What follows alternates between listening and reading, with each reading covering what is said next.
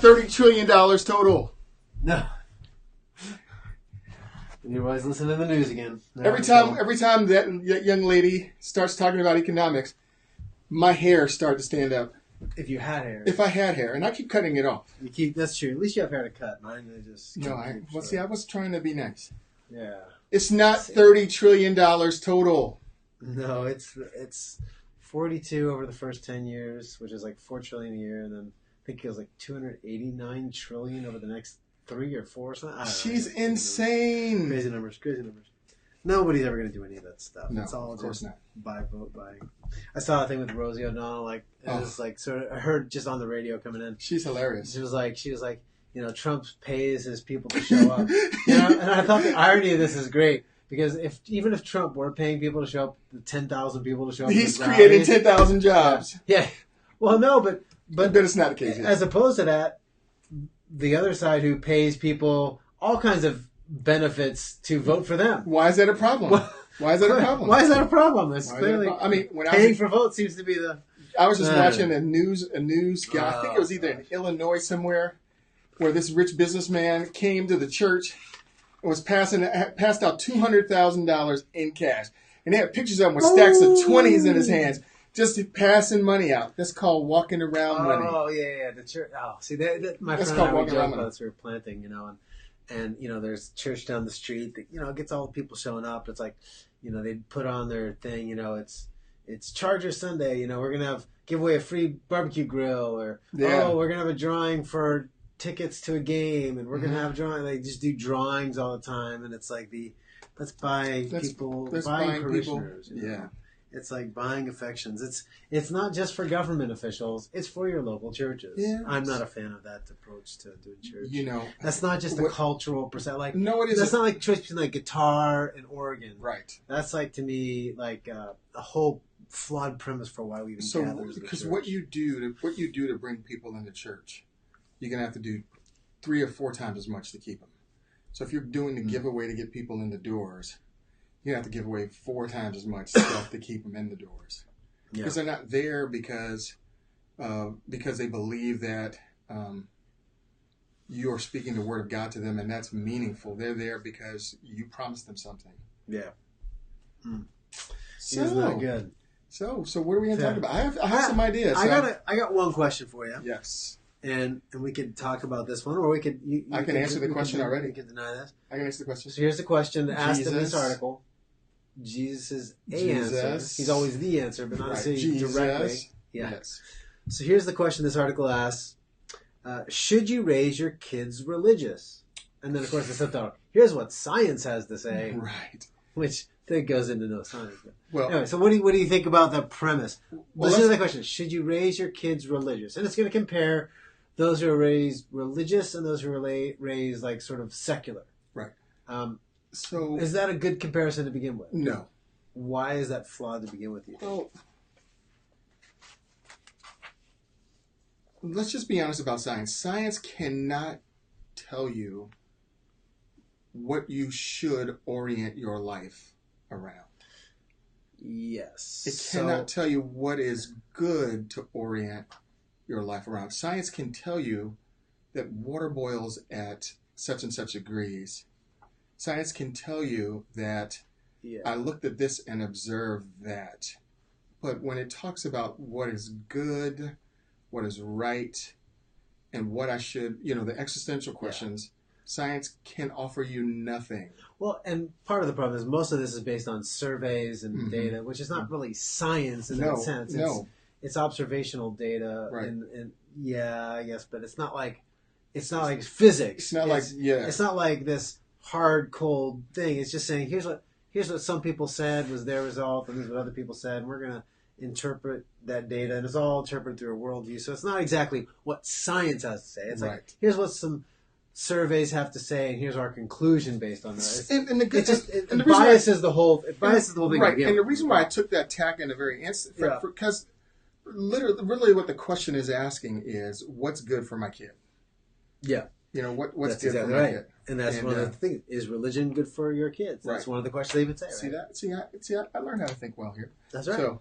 So that's the big question that it's answering. And science is not equipped to answer that question. Think of science in terms of this.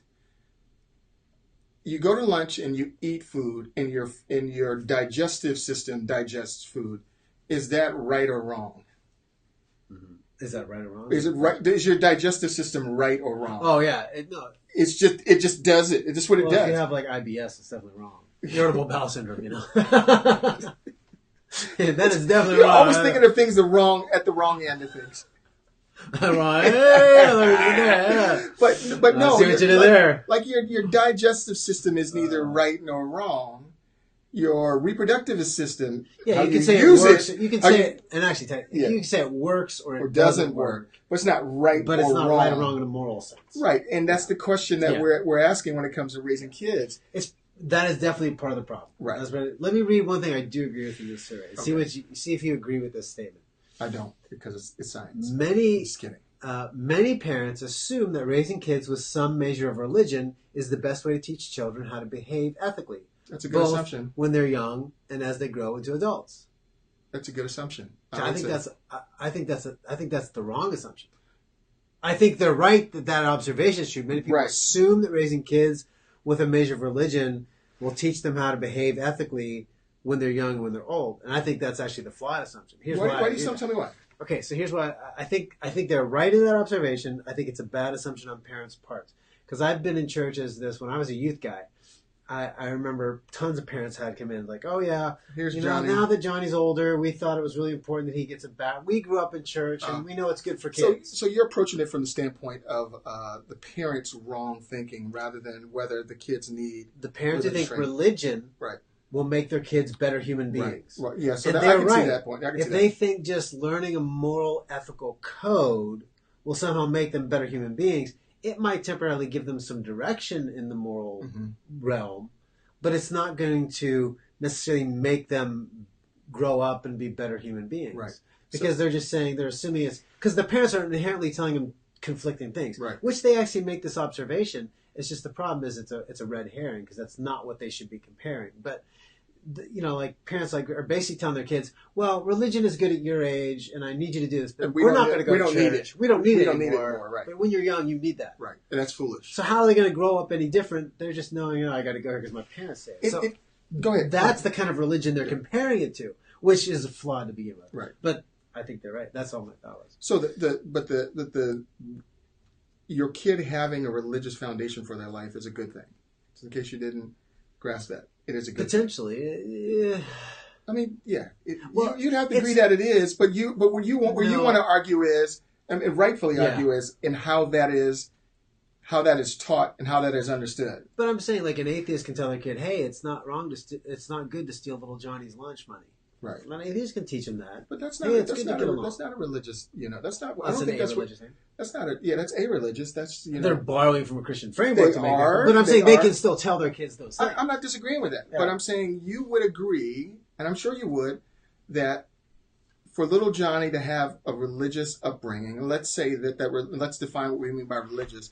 We don't merely mean a moral upbringing. We mean one in which they are introduced to the gospel of Jesus Christ. See, that's how I would say it'd be a Christian specifically. That's what I mean. We have to balling religion. See, that's what I'm saying. That's what I'm trying to define. That's exactly. That's what I'm trying to define religious, right? And they define religious as just simply going through the motions of something. And in that sense, it's religion. And if religion is something that I repeatedly do, or and that's or act out, the actions of going through. So then I would disagree with that. But again, if we're defining religion to mean a thorough Christian upbringing, then there you go. That's exactly the difference in how they're doing it. That's why I agree, because this study is defined in the first way, as in going through the motions of this, going up, showing up. So determining what they mean by religion is the answer. And in that case, I agree that religious upbringing.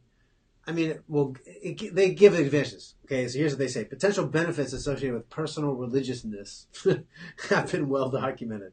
They may include less drug, alcohol, and tobacco use. Yes. Lower rates of depression and suicide. Better sleep quality. All good. Greater hopefulness in life situations. A 2001 study shows that personal religious belief and practice are a buffer against stress and negative effects of trauma among first and second generation immigrant youth, and reduces the rates of depression among the population. All true. Religion also has a long history of fostering community and cooperation. How about that? So they have all these things, but that doesn't matter. But it doesn't matter. Exactly. So, and here's what's interesting. Here's what I was going to say. And what's really good about the question, and even the article in and of itself, is even though it's written vaguely, is that it shows that people are willing to begin to wrestle with the idea and the questions. Obviously, they're not willing to go deep enough, but they're willing to wrestle with it. Because I will say, our society is not properly ordered. And what I mean by properly ordered, I mean that we don't place things in a hierarchy because we all value different things. There's no real hierarchy of values in the sense that I want to know what's the most important. I'm going to answer all the ultimate questions. Yeah. And then I'm going to live in accord with how I've answered the ultimate questions. And then I'm going to... So you're talking about a larger Christian framework, worldview that shapes your theology, shapes all those things. Let me even add this and that's the distinction of what they're talking about. That's very different. Right. And let me tell you... It's an equivocation of terms. It is. And here's what's even fascinating. We were sitting at lunch today, and we're at this old restaurant, and on the walls... Who was at lunch? Well, we didn't invite you. I know. That's what I'm saying. Who? You and your wife, and who else? That's it. That's why I said we. Wow, that's hurtful. Yeah, I know. I'm sorry. Don't worry about Too that. bad. That's all right. I'm just here doing work. Whatever. But here was the interesting thing. On the wall is a picture of Clayton Moore and Jay Silverheels. Now, you have to be old to know who Clayton Moore and Jay Silverheels. The guy at the tier? No. Clayton Moore is the Lone Ranger. Jay Silverheels is Tonto. What is wrong? What is America coming to? I'm sitting. Guy at the tier. Yeah, I know it's when you jump. The American. I mean, what is Silverheels? Yeah. I was thinking that was him. So they're sitting on the wall, and I'm sitting here thinking to myself, Silver. You know what was really amazing about growing up when we grew up, when you and I grew up, is that when we turned the TV on, there were real heroes that we wanted to be like. On the 12 channels I had, I could find one of them. You could find one of them all the time. I just turned that little dial 12 times. I started thinking of the war movies that I used to watch growing up with my dad. Yeah. And what's emblematic of all the war movies that I watched with my dad is that they always demonstrate that good men have to make hard choices. And in those hard choices, they make other good men die. In every single one of those movies. So when I think back to the large narrative, in the society that we were growing up, where heroism was very clear. Heroism? Is that heroism? Oh, that's not drug taking. No, that means doing heroic things, not taking drugs. I'm just clarifying the term. And villainy was very clear, even though it was subtle sometimes. Yeah. It was very clear what was villainy, and we don't have those. We talked about this in my ethics class, actually. We don't have those messages I used the great example of the WWE versus WWF. WWF, the good guys were the good guys. The bad guys, bad guys. In the WWE... My good guys never used a chair. Right. To bash somebody over the head. And when they did, listen, They would do it to save somebody, maybe, but they didn't do it like if it was 1 on 17 and they were saving the guy getting the gang tackle, they might do it. Listen, but they never really did that. When I was a kid, it's only the later. Yes, when I was a kid, I believe it was Jimmy Superfly Snuka. He's dead now. He did die. He just died when he hit Rowdy Piper with the chair. See, he was a bad guy when we were a kid. I hated that guy. He was a crossover guy. He started out as a total bad guy. Yeah, and then he totally hated that kid because he got too popular. So they made him a good guy. They made him a good guy. But boy, when he got hit with that chair, I can still remember my brothers and I just dancing around the room because he got hit with the chair. It was good guys and bad guys. We knew who they were. But today they just tell us there are no good guys. There are only you see bad it guys. It's popular and unpopular. It's not good and bad. It's not good and bad. It's popular. So the popular guy can act moral or immoral. Mm-hmm. He's still the popular guy. That's right. He can do the cheating. He can do whatever. But it's still he's still the guy. He's the guy. He's the guy you want you to root for, or the anti-hero. Well, yeah. Well, see, and that's the thing. Somebody else last night said the exact same thing. They said, "Well, yeah. I mean, now today the hero is really the anti-hero." I said, "Aha!" But that word you choose assumes your framework for what a hero means. To them, it's not an anti-hero. It's still the hero. No, to them it is. Yeah, exactly. To them it is, From their worldview, that's not an anti-hero. That is the hero. And from our worldview, it is an anti-hero. Exactly. Because he's not really what we would call heroic. So, those moral things assume a worldview. And that's what we don't get in a lot of these things. See if you can check out this one. We just kind of talked about this one. says, but some research, they said back in this study, indicates that pro-social advantage, and pro-social is the evolutionary incentive to cooperate with others. Mm-hmm. So in other words, your idea of cooperation is not a moral choice. It's an evolutionary byproduct. Right. Hey, you get along to survive. Kind of thing. Anyway, so indicates pro-social advantage of religious upbringing may be less about the presence of religion itself and more about how religious you are. Mm-hmm. What do you notice in that? Not the religious upbringing, but how religious you are. So ultimately, Ultimately, it's a backhanded. What we call a backhanded compliment.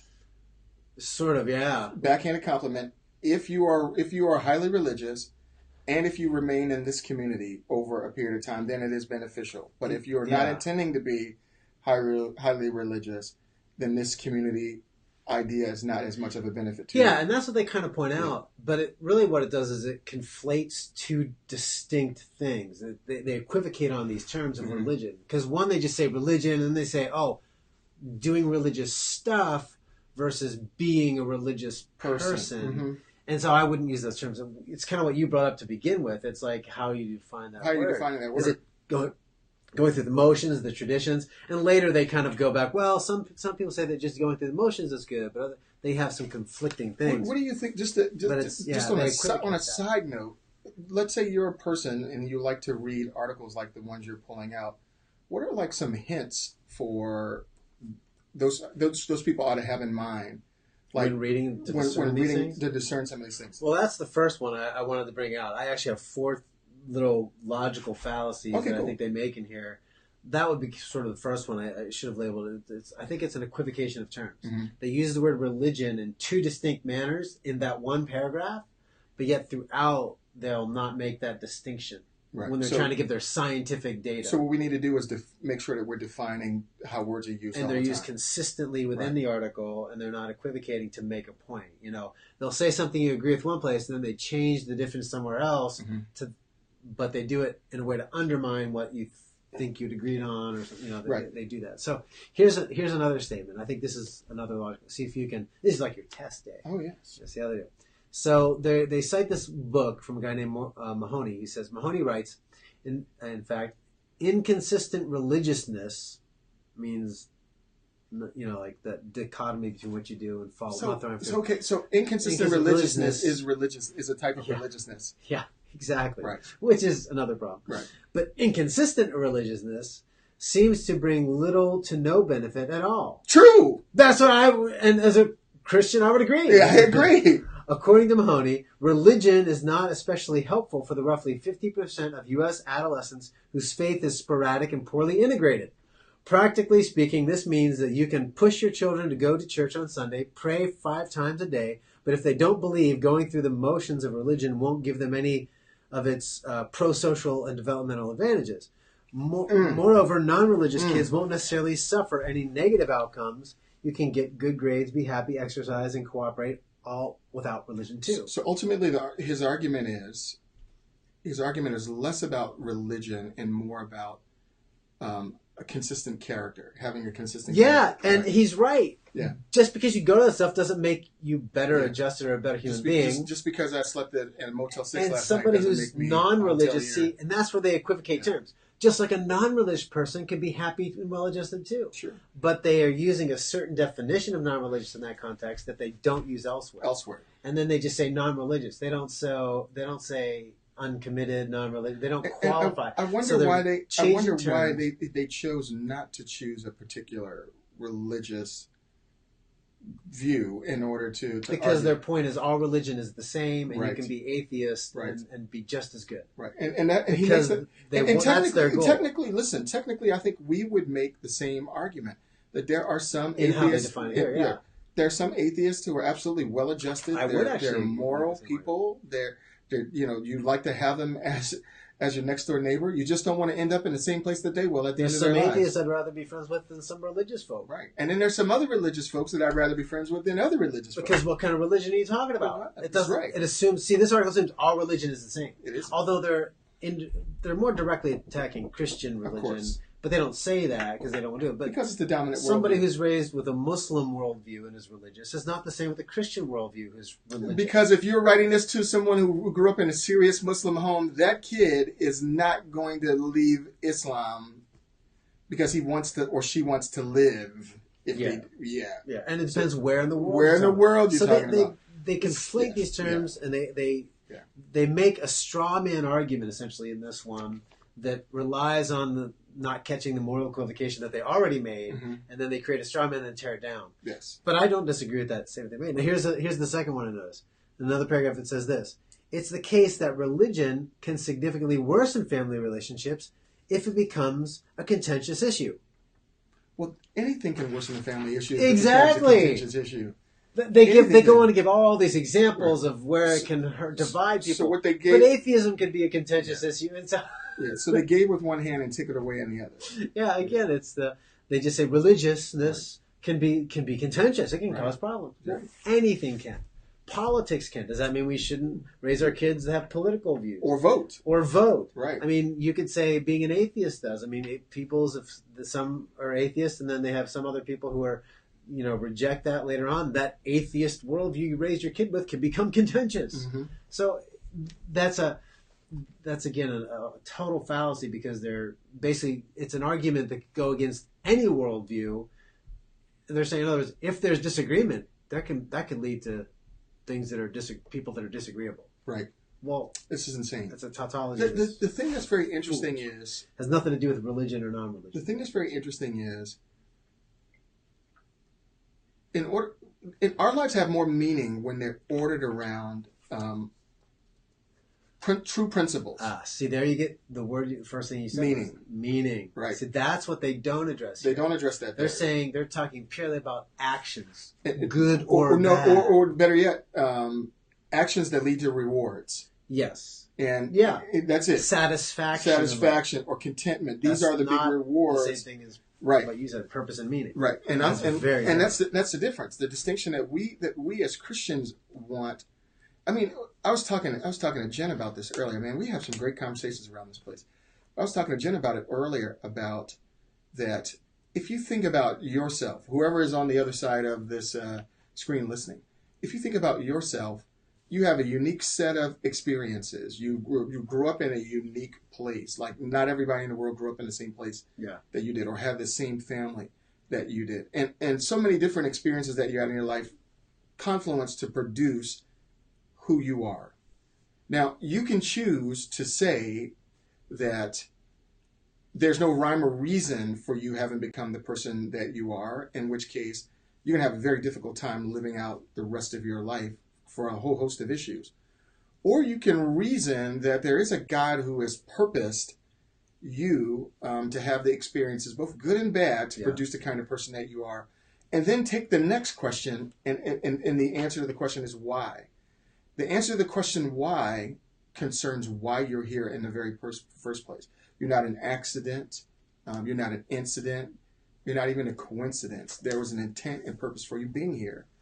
And you and I ought to spend the rest of our lives not only trying to figure out what that purpose is, but to please the one who purposed us in the very first place, if that makes sense. No, you touch on the next point, this other, I think, logical fallacy in this, and where it's kind of, you might have already addressed this, but tell me what you think if this doesn't connect, and maybe to add to what else they're missing here. It says, parents who decide to raise their kids without a religion shouldn't worry that they're dooming them to lives of unbridled debauchery.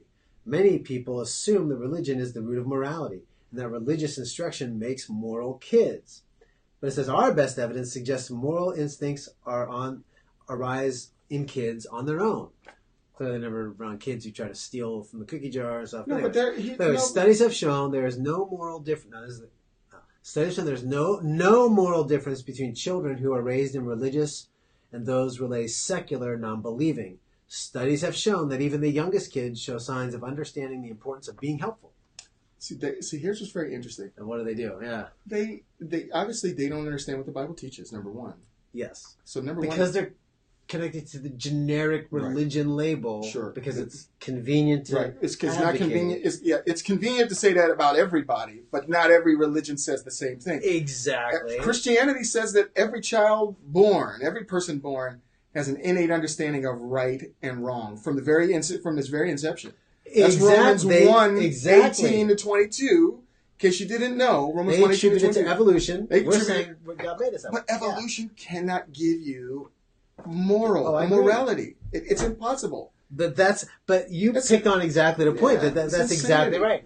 Yeah, I agree. A lot of kids have a we would say everybody does. They're created in God's image. Exactly. Say, oh no, we just evolved that way. We're not arguing about that detail. See, they act as if like somebody who's religious. Oh, that's shocking. Kids know that. Oh, it must be evolution. It proves religion is wrong. But here's what it says. There's no moral distinction, it says. Yeah. And then what is the example they give? Kids can be helpful. Right. Kids can want to get along. Listen. Is that the only thing religion argues? Is that kids should be helpful and get along? And it also, no, it doesn't. But it also mistakes the real reason why we become Christians. Yes. We don't become Christians in order to do good. Because we're not judged as Christians. We're not judged on how good we are or even how bad we are. Yeah, as Christians, you're right. Jesus has already taken care of that. The primary thing for us Christians, after we've come to faith in Christ and we've settled our hopes in Him, is faithfulness. Mm-hmm. Is faithfulness. Are we the kind of people who are faithful to the one who created us? That's our purpose. That's our passion and purpose, to offer back the gifts that He's given us. Through the life experiences that He's given us, to the families that we've grown up in, to the things that we've learned, to offer those back to Him in service to Him and to His people. That's the thing that we're all created for. And what this article simply does is it acknowledges some similarities. It acknowledges the fact that... Which we as Christians would agree with. Some of those similarities. Yeah. We would say that... a different answer for it. We would say... Well, some Christians would say... Yeah. Some Christians would say, well... I don't want to say that, but... Well, no, here's what happens in the church. And this is what I thought. You get a lot of messages on Sunday are about moral living. Mm-hmm. That's all they are. It's the five happy hops. Five happy hops, exactly. It's like, here's the 5 things you do this week and you'll be a happier, more content human being. Yeah. It's very works-oriented. Yeah. And in that sense, those kind of Christian environments are very shallow. And I agree with this guy that there's no difference between those group of people who have a religious veneer to their life versus those who have an atheist veneer, because they can all just say, hey, these things will make you more satisfied, more happy. No, you're right. And the wrestling match in all this is that this is what we're getting at churches on Sunday. Yeah. That's what we're getting. And the person I was talking to my wife about this, and we were just saying that you just end up with just a stilted, skewed understanding of Scripture. I was talking to a guy not even 30 minutes ago after I was driving in from lunch, and we were talking about Galatians and how Paul, in his argument in Galatians, has settled what the real issue is. The real issue is, have we trusted in Christ, or are we trusting in some other thing? And if we've trusted in Christ, then salvation for us is settled. Now it's maturity and growth and becoming, these kind of people that God intends us to be, versus always, arguing about what it means to be saved and am I saved, and all these other extraneous things. And that's why, when you go to church on Sunday, your mature Christian sits in church and he's got to be thinking to himself, why am I here? Yeah, a lot of that going on. So a lot of people have left church because they realize they think they're unhappy with Christianity, but no, they're just happy with that religion that masquerades, not just the vitality of the gospel. Ravi Zacharias, I've listened to for years and years, and I forgot that I had learned this from him until I was listening to a podcast a couple weeks ago, and I heard it again. I'm like, oh, that's what I picked it up from years ago. But he compares it. Look, Christianity is unique among all world religions. You name it. Even amongst the ones like Roman Catholicism and Mormonism, but you name any world religion, they're all works-oriented. Everything is works, and there's no guarantee of really reconciliation. There's no answer for sin. Christianity is the only one that offers the hope of reconciliation and an answer for sin. And Jesus didn't die, as Ravi has said over the years. He didn't die to make bad people good. He died to make dead people live. That's right. And I think that's the most powerful thing that most people have not gotten. And this is exactly what I think the article rightly observes, is that if your view of religion is just about making people into good people, right, then it's true. Religion and atheism, which is a form of religion anyway. I mean, that's the other flawed assumption of knowledge. Sure. It assumes that atheism isn't some religious worldview, because it is. It's a way of trying to organize and structure life. All of those are religious systems and structures that can make people do good things. But then again, who are we to judge good? They all borrow from the Christian definition of good, and that's their to make flaw. that conclusion. But they're right.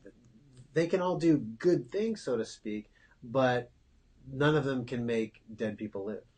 And that is, that's the issue. And you know, and I think one of the interesting things, particularly about Ravi Zacharias, he wrote a book. First of all, if you ever want to get a series of lectures to listen to, get his lectures, his discussion at Harvard. It's the best apologetics. Well, you might have to narrow that down. He's done a lot of things at Harvard, I think, over the years. I mean, he's been there multiple times, I think. The first time he ever spoke at Harvard, it was Ravi Zacharias at Harvard. If you ever find anything on him, might be titled that. Yeah, and the book that came out of it is Can Man Live Without God? It's the best book ever. I just saw it. I got it in my car right now, and I'm going to pick it up and reread it for like the 50th time. I listened to the video. I'm going to tell you, I listened to his video, his series on disc. The stupidest thing one of the stupidest things I ever did in my life was let somebody borrow those discs. It was dumb, because I knew I wasn't going to get them back. That's probably Cory Marsh. No, I know who it is. No, I could say your name, but you need to give me my discs back. But boy, give him initials. Just say initials. No one else what's his last name?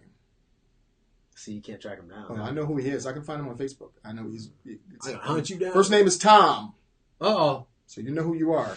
I just had a terrible joke there. I will not say. Yeah. Anyway, but what's funny is he addresses all these existential questions, all these questions about what life really means, and he's good. Oh, he's excellent. You know, he's excellent.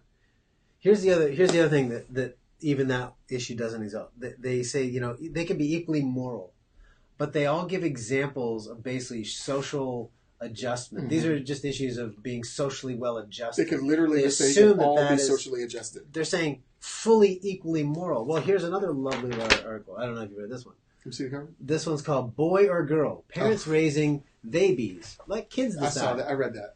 And so the premise of this is, I'll just read the first paragraph. 3-year-old twins Zyler and Caden Sharp scurried around the boys and girls clothing racks at a narrow consignment store filled with toys. Zyler wearing rainbow leggings. Stop it. You're hurting me. Scrutinized a pair of hot pink and purple sneakers. You're hurting me. Kaylin a T-Rex shirt found in a musical cube that flashed colorful lights. At a glance, the only discernible difference between these fraternal twins is their hair. Zyler's brown. Kaylee's is blonde. Zyler, a boy or girl? How about Kaylin? Or Caden? That's a question their parents, Nate and Julia Sharp, say only the twins can decide. The Cambridge, Massachusetts couple represents a small group of parents raising babies, children being brought up without gender designation from birth. And so basically, the whole article goes on how they're raising them without any gender. They're not calling them, little boy or little girl. They're just calling them all gender.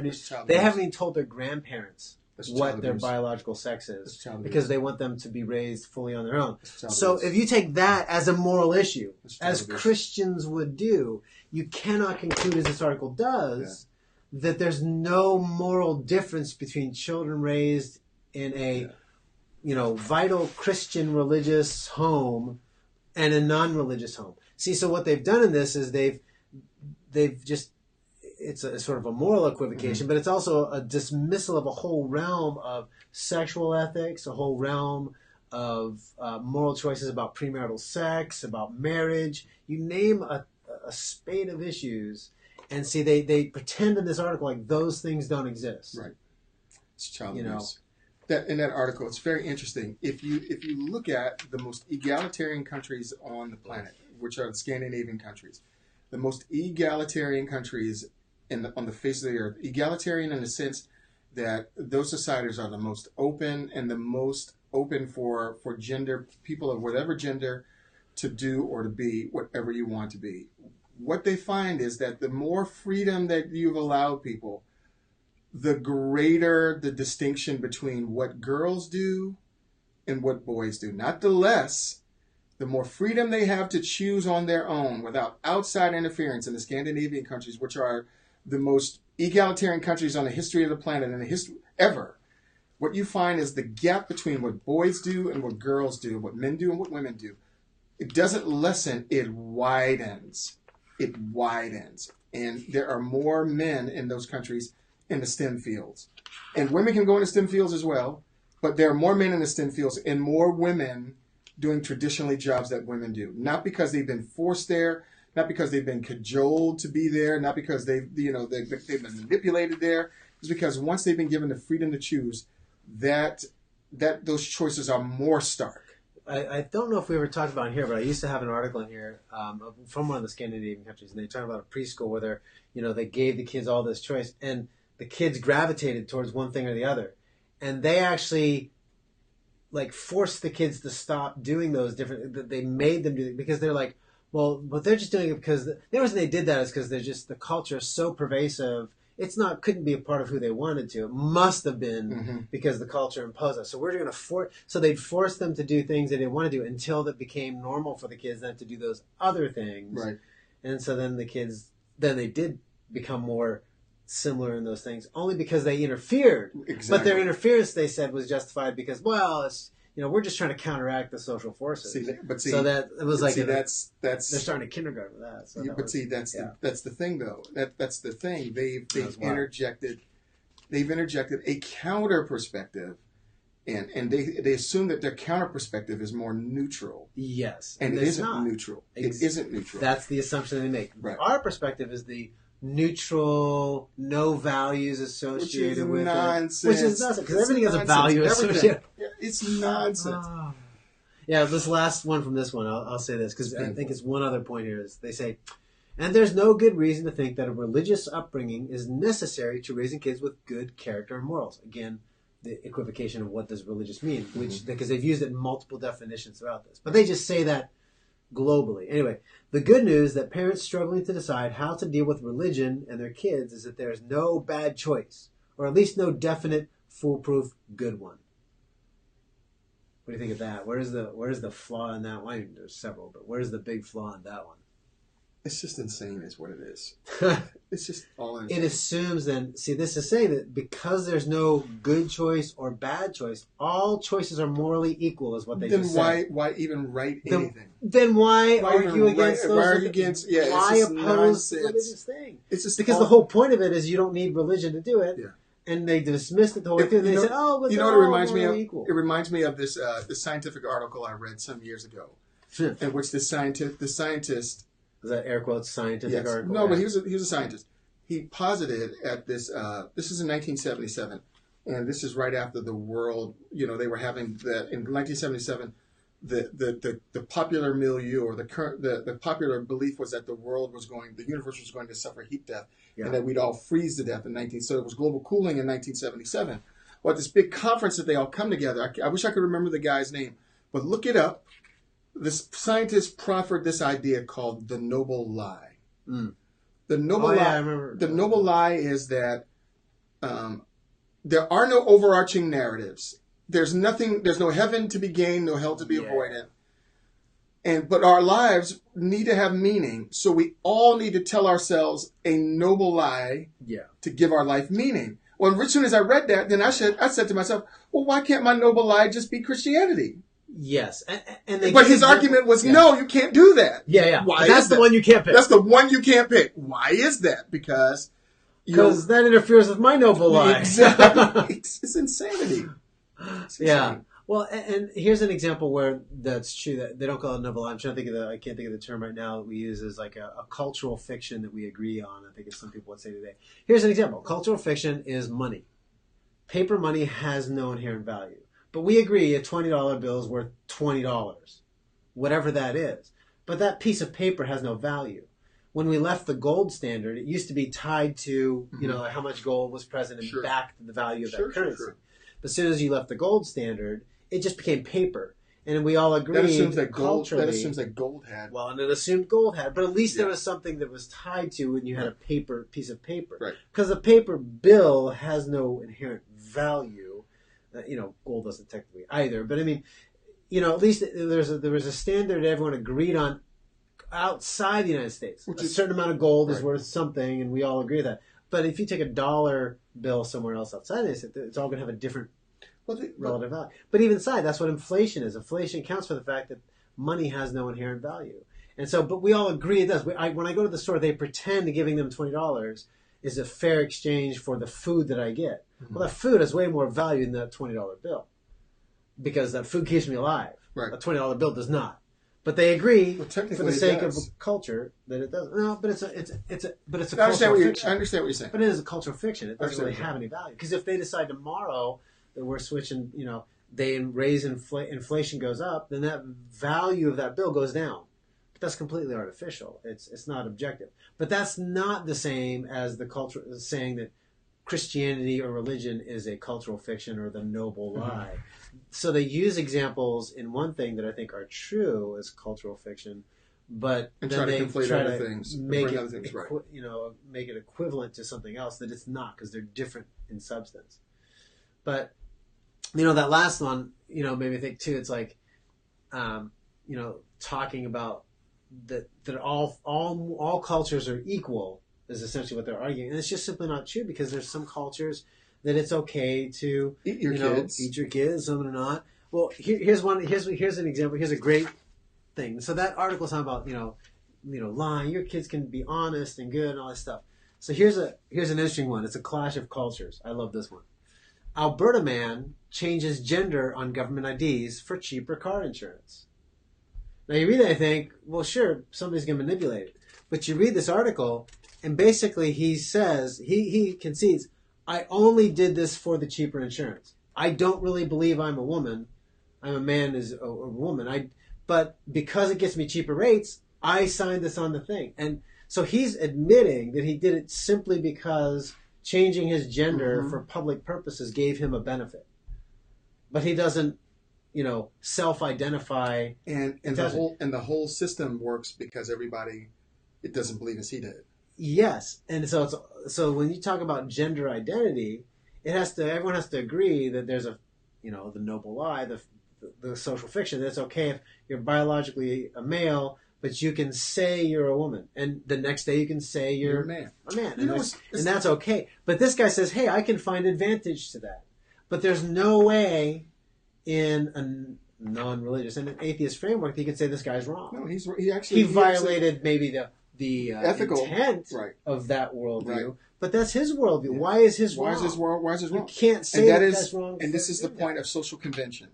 This is why saying that our morals evolved is... Yeah, the pro-social, they call it now. C.S. Lewis called it the social convention or herd instinct. This is why it's wrong to say that our morals evolved. Because if our morals did evolve, then why did they evolve the way that they could? Why couldn't they have evolved? There's no specific reason why they should be as they are. There's no mechanism in evolution that accounts for that. They could be anything. It's a completely philosophical assumption, not scientific. Exactly. Anyway. And then the point is, his ethics are as good as the other ethics. That's the point. So to argue, if they've evolved, his have evolved just differently than the other one. So there's nothing wrong with his ethics. You know what I mean? That very conclusion. All religious systems and all atheists, they're all equal in the end because they're all good and bad, is a complete falsehood. Because they'll argue, and I guarantee the writer that would argue that Christianity isn't, because it argues exclusivity would be inferior. But they're arguing exclusivity. They're excluding anybody. Exactly, they're excluding Christianity. So they're all exclusive. They all make moral judgments, and to pretend that they all are equal is a mistake. Lie. And if they try to live that way, is a lie. They run into situations like this guy in Alberta, and that's that they can't resolve. See, this is why we're in so much trouble. It is because people. Think about it. People are beginning to understand. Let's call it the game. The game is social interaction. If you've taken God out of the picture, and if you seriously argue that there's no room for God, then there's no anchor for morality. There's no anchor whatsoever for morality. There's no anchor for anything. All is up for grabs.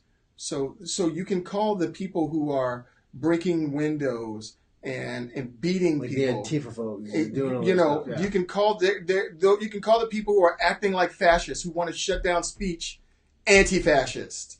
How does that work?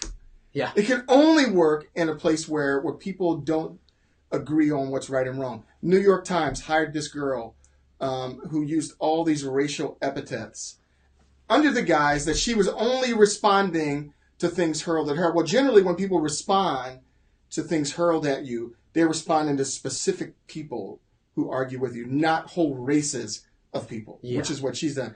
And the New York Times can justify them hiring this racist because she's being racist against white people. And white people are on the down now. Same thing you saw. I saw the video clip of this one, the two Fox News commenter people. One is a black gal. I can't remember her name. She's a conservative black commentator for the... Harris Faulkner.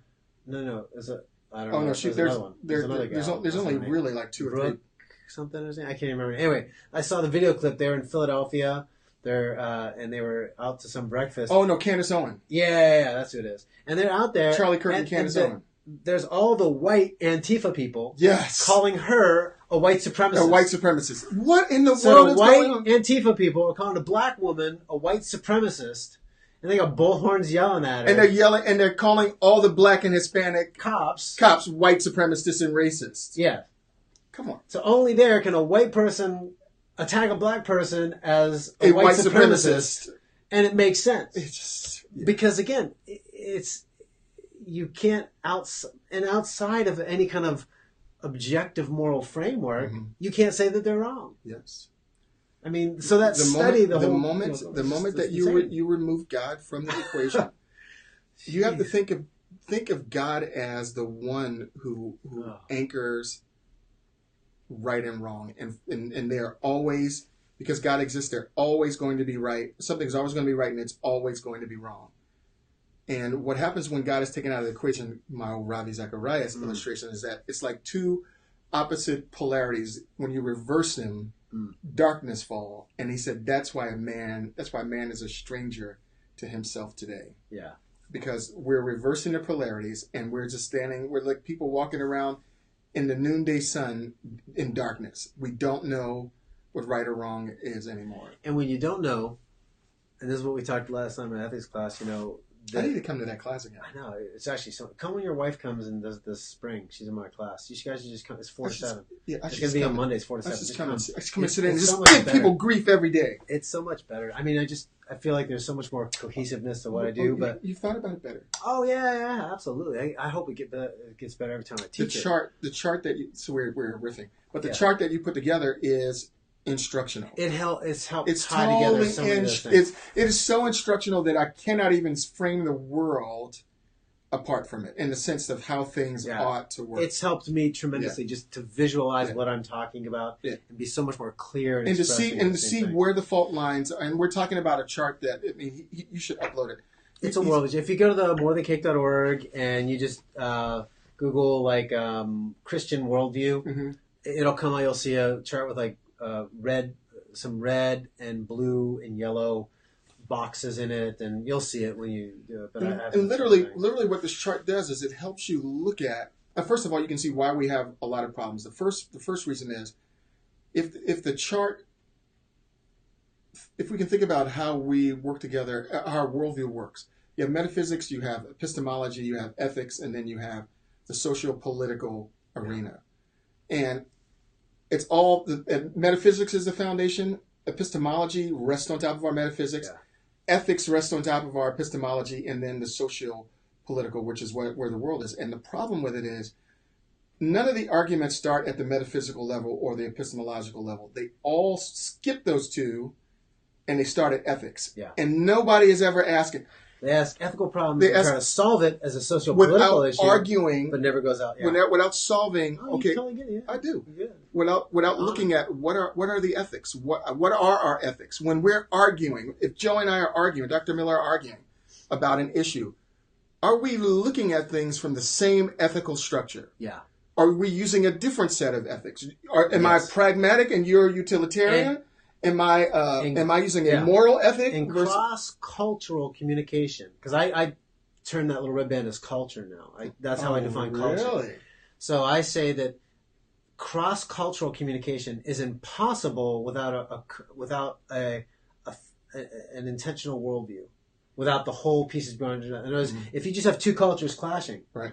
Because culture only has to be internally coherent. It doesn't have to have external coherence. Exactly, that's true. So you can have a clash of two cultures, and they have no way to reconcile those differences if there's nothing that exists outside of that culture that can be marked as true, because you have no way to connect with that. And that's the problem we have with our... And not only that, that's not only the problem we're having. The bigger problem is you have people who are pushing multiculturalism, as if you can have two cultures standing side by side.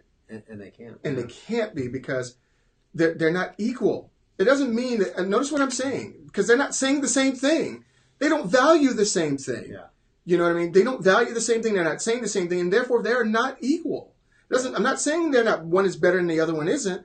I'm just saying they're not the same. They're not equal. They have no way to communicate between them. They don't. One set of cultural values is going to emphasize one aspect, whereas another set of cultural values may not even regard that aspect at all. They might not even say it as valuable at all. Let's say you have a cultural set of values that laud hard work, determination, and rugged individualism, and then you have another culture that lauds family and unity and collective ideas. Well, those two things are not going to be able. Let me ask you this. Okay, here's a question to illustrate this. This is exactly where I was thinking about, like when you were making your point. So it's going exactly where I was thinking. And is segregated public services ever a good thing or a healthy thing in a culture? Like whites only restaurant, Watch blacks this. only. Watch whatever. this. This is that ever healthy? This is fascinating because it's a good point. It's a deeper point. It's not good for a country at all. A country where people all have to live together. Okay. It is not good. So why is segregated public services bad? What makes that bad? Well, it is, first of all, it assumes that there's only one set of people that you're ever going to have to deal with in life, right? Yeah. That's why I said in a country, you can find segregation. Segregation worked in America for a period of time because you had blacks taking care of blacks, black doctors, black lawyers, black teachers. But that's always going to be a small set of the country in and of itself. Once segregation fell down, what happened to the black lawyer, the black teacher, and the black, mayor, whatever? Well, now they have to compete with or deal with people who can go and spend money anywhere now. You see what I'm saying?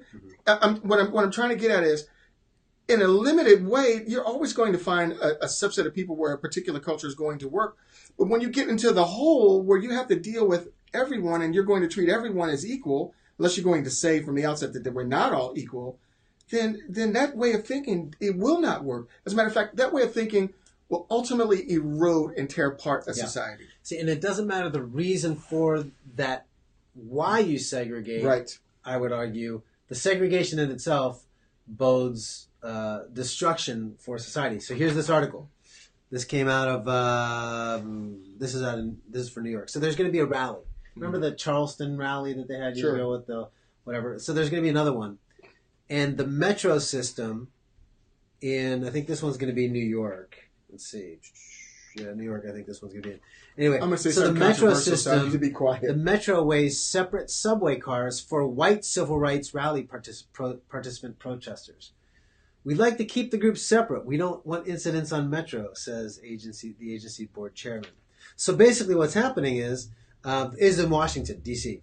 So there's going to be this sort of white civil rights group. We want civil rights for whites, kind of thing.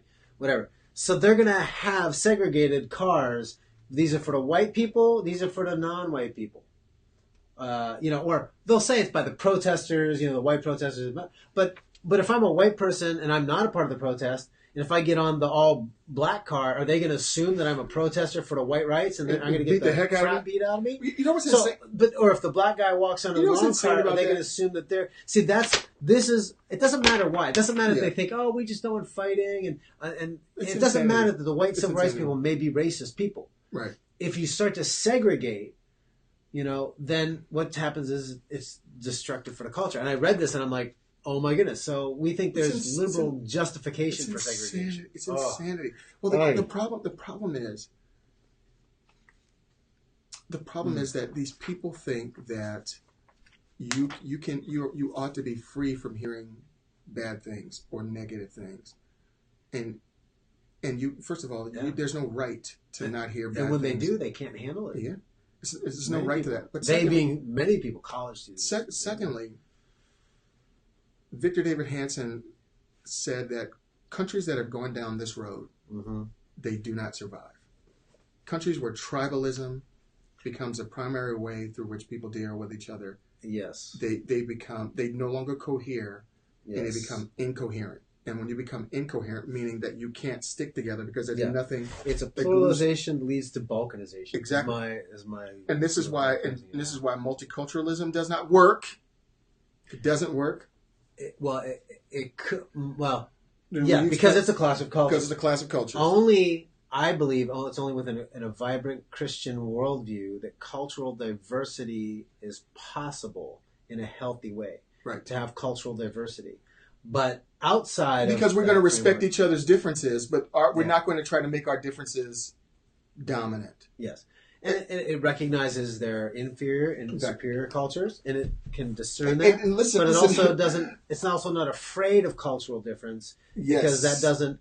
A cultural distinction or difference doesn't undermine a metaphysical assumption or that's exactly right. reality. And what's so fascinating about this discussion is I could take the devil's advocate. The devil's advocate, the person who takes the opposite opinion, is that then in America, white culture rules. So and if you're really going to be serious, then there needs to be a black culture. But you see where the joke is with that, right? And the destructive aspect of that. Oh, yeah. First of all, in America, there is no white culture. There's white people and there's black people, and there's white people who see the world one way and black people who see the world one way, and then there's Chinese people who see the world another way, and then there's African people.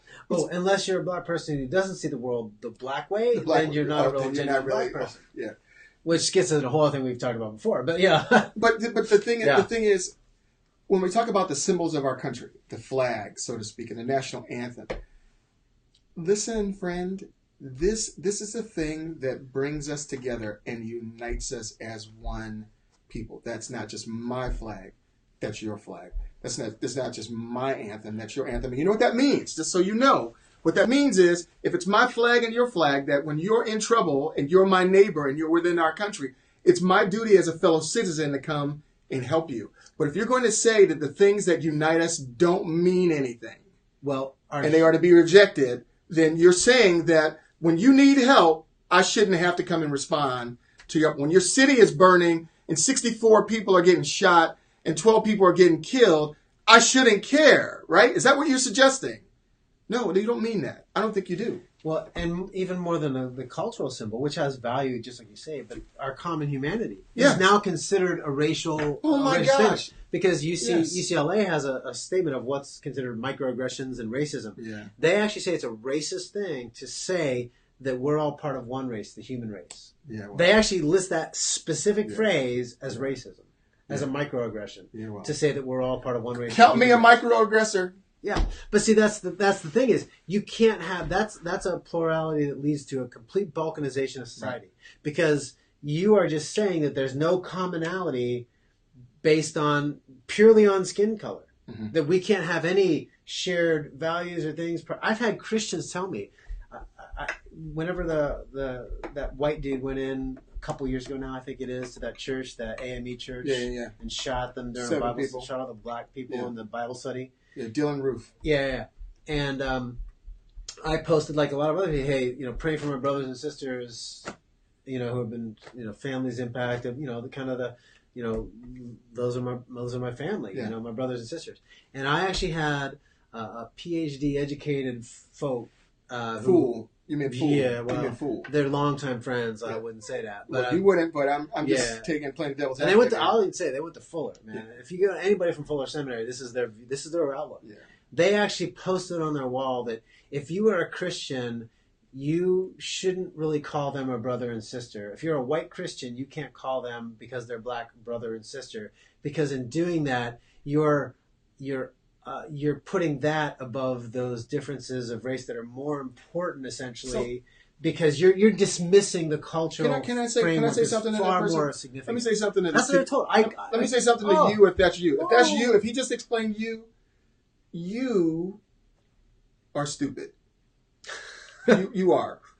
I'm just sorry. Because what you've done is you've said that all these things that are not essential and are ancillary to who we are as beings created in God's image, all those secondary things are now the primary thing for you. So ultimately what you've done is you've taken what the Word of God has said and how the Word of God has described us as brothers in the Lord and said, no, not the Word of God, the Word of me. Yeah. You're stupid. And that's the thing is these are Christian educated, seminary trained people. But I want Christians to understand that. Just because it has that label. Yeah. Just because it says seminary or Christian, that worldview is very different. Especially one that says, yes, what the Scripture says. Because they'll even say, many of these people will argue. I hope that you're insulted. Yeah. You can find me. My name is Leroy Hill. You can find me. You can contact me and chat with me. Contact me. I'll chat with you. I hope that you're insulted because I meant to insult you, not in a way that says that I don't respect you, but in a way that says, come on, you got to really start thinking biblically, right? morningcake.org/off the cuff. Yes. There's an email box there. You can email me. I'm all for the conversation. The thing is right across the bottom. I'm all for it. I'm down for it. Because I think that people who militate against the biblical idea, the truth of Scripture, I'm willing to argue with you. I am. These folks have argued, and Paul, when he says that we're all there's Jew and Greek, whatever, that trying to appropriate that for this cultural context is wrong because that essentially is racism. To say that we're brothers and sisters.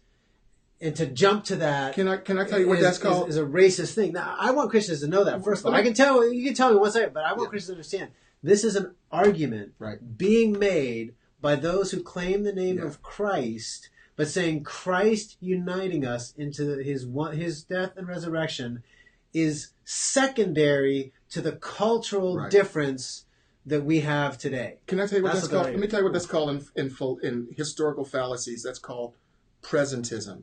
That's called taking our present issues, the things that we're dealing with now, and reading them back into the text. You see what I'm saying? Yeah. So we're taking the present issues that we have with race and culture, and we're trying to read it back into the text and argue that that's what they're dealing with. It isn't. It isn't. We need to determine what they were dealing with and how they solved the problem, and then take it to our own issue and say we need to deal with it the way Paul prescribes. They're letting the culture define the Scripture, which we would say Scriptures are a source of epistemological, source of knowledge, epistemology, source of truth. Right. But they're saying culture defines truth, as opposed to the truth defining the culture. Right. And that's what they've allowed to happen because it's just a cultural Christianity, not a vibrant, biblical worldview type Christianity. Last thing we'll say, because we're out of time, and we should probably talk about this too. Ultimately, I think the problem is that human value, the value that's ascribed in that worldview is based primarily on group identity rather than secondarily on the individual level. Right. For a Christian worldview, human sacredness and value is primarily an individual quality that then you can be connected secondarily to group identity. Right. So it doesn't. Neither one denies individual or group identity. It's which they make primary and which one they make and it's secondary. Interesting that you bring that up. That's a huge difference because there's a lot of young Christians today. My friend Adam Lane, you know who you are, Adam, because I know you're watching this. You like to say that we're primarily in the group, and make that your argument. When the reality is, just based on what Dr. Miller here said, that I am the source of authority. He is. That who we are as individuals is primary. Yeah. That's primary. Why? Because, look, when you stand before the Lord, it's not going to be all the Christians standing together before the Lord. It's going to be you and Him. It's going to be you and Him primarily. Yeah. And individually, this is just how it ties in. We got a club. We'll try.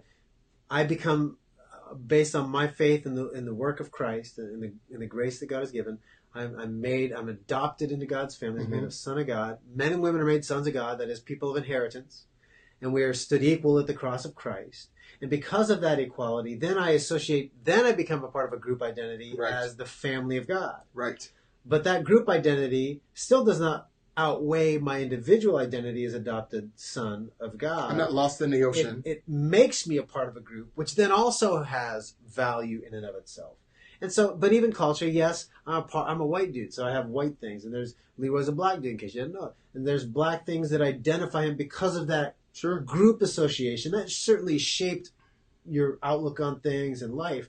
But that is all secondary to the individual identity created in the image of God and then remade in the image of Christ. And if we flip that, which the culture has done, and as Christians have done, we end up completely divided. And the damage, you can have the last word. You close it up, and I'm going to get. And the damage is not thinking of ourselves that way. Ultimately, opens us up to any kind of whim of what the culture says and how we ought to identify ourselves. And we just need to guard against that. God bless you. See you next week, Wednesday at 2:00 next week. Take care, guys.